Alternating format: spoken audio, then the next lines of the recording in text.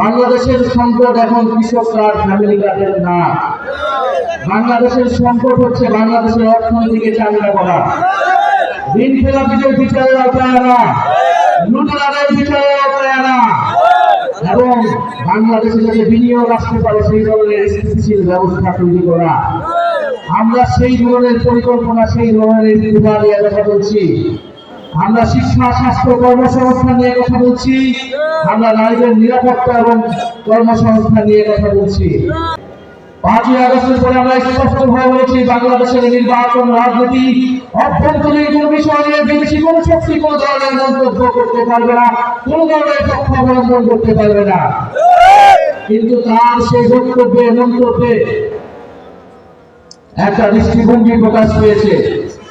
স্পষ্টই তিনি একটা দলকে সমর্থন দিচ্ছেন, সেই দলকে ক্ষমতায় আনার জন্য তার আশা ব্যক্ত করছেন।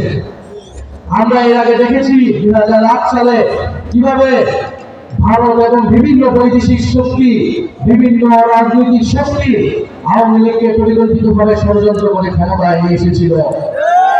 যদি আরেকটা 2008 সালে নির্বাচনের পরিকল্পনা করা হয়, সেই পরিকল্পনা বাংলাদেশের ছাত্র জনতা নস্যাৎ করে দিবে।